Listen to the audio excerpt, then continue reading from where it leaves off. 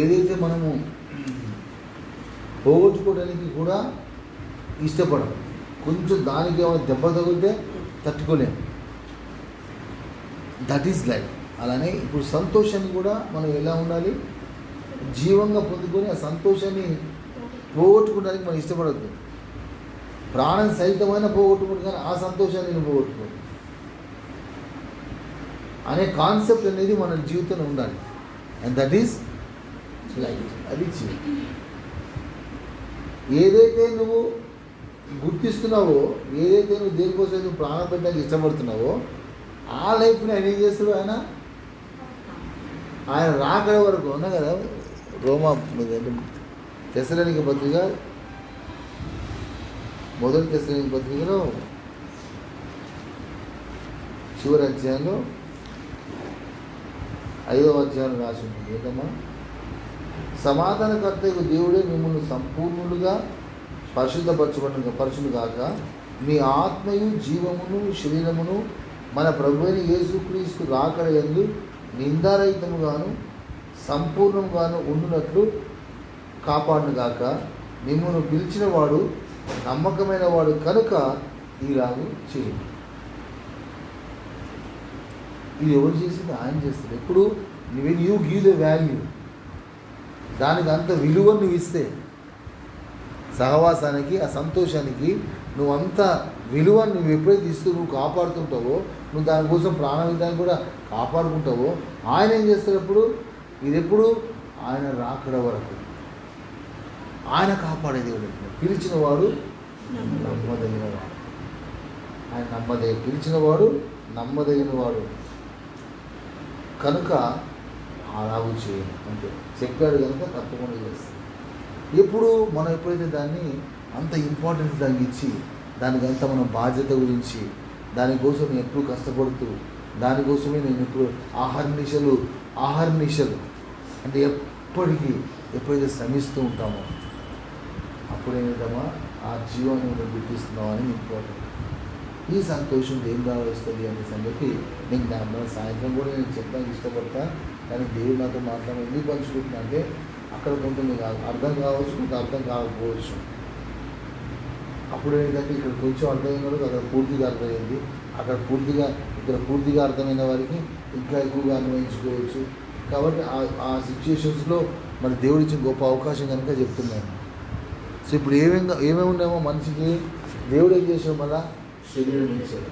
ఏంటమ్మా, మనందరూ తెలుసు, కీర్తనలో మనం చూసుకుంటాం, ఎప్పుడు చూసుకుంటాం, దేవుడు నాకు ఒక శరీరాన్ని నిర్మించాడు.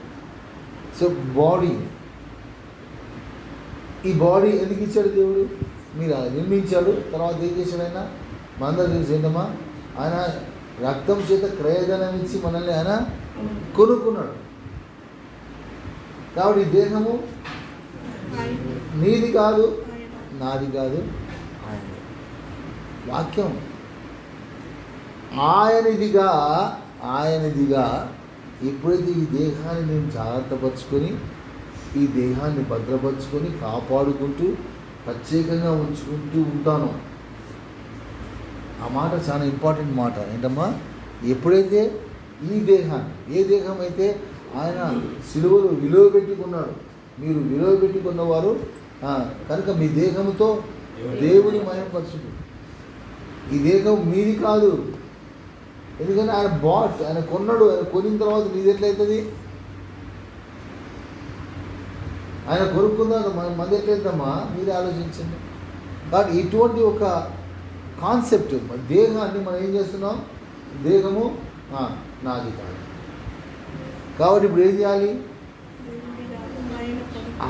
ఆయనదే అన్నట్లుగా, ఆయన కొరకే అన్నట్లుగా ఈ దేహాన్ని ఎప్పుడైతే మనం జాగ్రత్తగా ఎప్పుడైతే మనం చూసుకుంటామో, అమ్మో ఎప్పుడు వస్తుంది ఏమో దేహం ఎప్పుడు వస్తుంది అతనికి ఐ గివింగ్ తిరిగి ఆయన ఎలా ఉంచాలనుకున్నాం మనం అనుకున్నట్లుగా.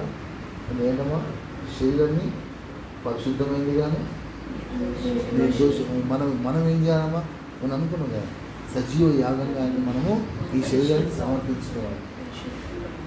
ఆయన ఇచ్చాడు, మళ్ళీ తిరిగి ఆయనకి ఆ విధంగా ఇచ్చాడు. కాబట్టి ఇప్పుడు ఏంటి? శరీరము దేన్నైతే ఆ విధంగా చూసుకుంటావో, తర్వాత ఇంకా జీవాన్ని అలా నువ్వు ఎరిగి ఎప్పుడైతే చూసుకోగలుగుతావో ఏంటమ్మా, అప్పుడు ఏమైంది, దీన్ని ఆయన ఆ దినం వరకు కూడా ఆయన కాపాడు. అందుకు ఆయన పిలిచిట్టున్నాడు. That is the reason he has called. ఉత్తగా ఏదో నీతో ఉండి సంకల్పం అనకూడదు, కానీ ఏదో సంతోషించడానికి, డ్యాన్స్ చేయడానికి, లేకపోతే ఇంకా దేనికి ఆయన పిలుచుకోలేదు. పిలిచిన రీజన్ ఈజ్ ఇంపార్టెంట్. నేను నీకు ఇచ్చానయ్యా, దాన్ని నువ్వు కాపాడు. మూడోది ఎవరిదమ్మా? ఎవరిదో ఆత్మ ఆయనదే. గమనించే, నేను ఎప్పుడో చెప్పాను ఏంటమ్మా, ఆత్మ ఆయనది, ఆయన దగ్గర వచ్చింది ఆయనకి వెళ్ళిపోద్ది అంతే. ఆత్మ ఎందుకు వచ్చాడు? ఆత్మ ద్వారా మన ఇది చనిపోయిన ఆత్మకి ప్రభు ఏం చేశాడు, తిరిగి జీవాన్ని ఇచ్చాడు. అని ఆయన జీవం ఇచ్చి ఏం చేశాడు, ఈ ఆత్మని మనల్ని ఎందుకు ఉంచాడమ్మా, ఈ శరీరాన్ని ఆయనకు అర్పించాలని. తర్వాత ఈ యొక్క జీవం ఏదైతే సంతోషం ఉందో దాన్ని ఎప్పుడైతే మనం ఈ విధంగా నేను మన మన ఆత్మానుసారమైన మనసు, జీవము సమాధానమైనది. ఎప్పుడైతే ఆ సమాధాన సంతోషాన్ని ఎప్పుడైతే మనం కలిగి ఉంటామో అప్పుడు ఈ ఆత్మ అనేది తన కార్యాన్ని జరిగిస్తూ ఉంటాడు. ఈ ఆత్మ ఆయన్ని కనుక ఆయన దగ్గరికి పోతుంది. ఈ జీవము మనం ఆ విధంగా కాపాడినప్పుడు ఆయన కాపాడి తిరిగి ఆయన దగ్గరికి ఆయన తీసుకునే దేవుడు ఇచ్చినాడు. ఇది నువ్వు చెప్పకపోయినా పోతుంది ఆత్మ ఏంటమ్మా, కానీ ఈ జీవమునను శరీరం అనేది it is in your hands. ఇది మన చేతిలో ఉన్నది. ఈ సత్యాన్ని గుర్తించగలిగితే విల్ బి మోర్ హ్యాపీ.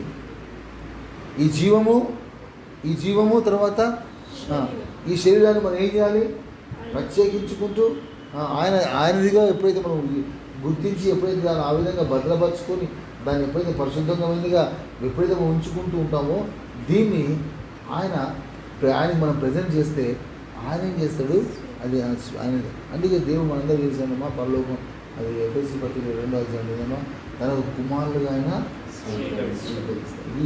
ఈ వాంఛ మళ్ళీ ఇచ్చి మళ్ళీ ఆయన స్వీకరిస్తాడు. We are going to be received there. ఎక్కడమ్మా, పరలోకం. ఎక్కడ పోతున్నాం మనము? పరలోకం ఎట్లా పోతున్నాం? మీరు శరీరంతో పోవాలి. ఇన్ అదర్ సెన్స్ అంటే మహిమ శరీరము ఆత్మ జీవము, ఈ మూడింటిని మనం తీసుకొని పోవాలి. అక్కడ ఈ మూడు పోవాలి మన బాధ్యత. పరలోకంలో ఎందుకు ఏంటంటే ఏదైతే నీకు ఇచ్చారో మనం తిరిగి ఏం చేస్తున్నాయన, he wants to receive it. దాన్ని ఆయన పొందుకోవాలి. నీకు 100 రూపాయలు ఇచ్చారు బ్రదర్, ఎందుకు ఇచ్చా?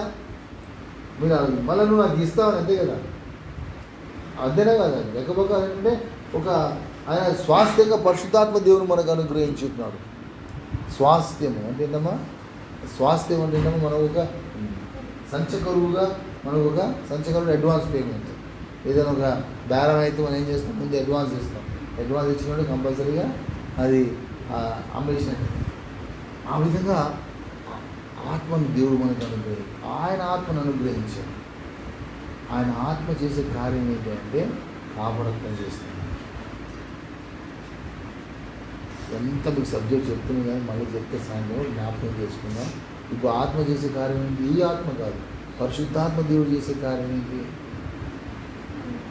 కాపాడత్వం చేపిస్తాడు. నేను ఎందుకంటే పిలిచాడు కాపాడత్వం. సో కాపాడత్వం ద్వారా పరిశుద్ధాత్మ దేవుడు ఆయన కార్యం జరిగిస్తాడు. ఈ పరిశుద్ధాత్మ దేవుని కార్యం ద్వారా ఈ మూడింటిని మనం భద్రపరుచుకుంటూ ఉన్నాం. కాపాడత్వం ఇచ్చాడు, సహోదరత్వం ఇచ్చాడు, ఇదంతా ఆత్మకార్యం అమ్మా. ఆయన ఇంకేం చేశాడమ్మా, శరీరత్వానికి అమ్మా యాజకత్వాన్ని ఇచ్చాడు దేవుడు. ఎంత ఏంటంటే అది పరిశుద్ధాత్మ కార్యాలు. ఆ పరిశుద్ధాత్మ కార్యం ద్వారా మన ఆత్మను మన జీవాన్ని తర్వాత శరీరాన్ని మనం కాపాడుకుంటూ ఎప్పుడైతే మనం జీవిస్తామో అప్పుడే ఆ పరలోకంలో పోయి. అందుకే దేవుడు మనకు చక్కటి జీవితం ఇచ్చాడు. అందుకే దేవుడు ఈ కాంబినేషన్, అందుకే అన్నమ్మా ఈ మూడు కలిపి ఉండే రియల్ లైఫ్. అది విడదీస్తే సహోదరుడ పరలోకంలో చేరుకోలేదు. తండ్రి కుమార పరిశుద్ధాత్మ దేవుడు కూడా త్రిత్వమైన దేవుడు ఇచ్చినాడు. అదేనా, మూడు కాంబినేషన్ ఈజ్ ఇంపార్టెంట్.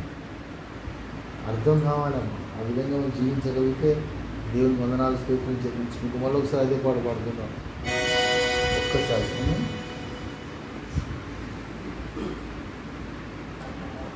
ఆనందంగా పాడుకుందాం.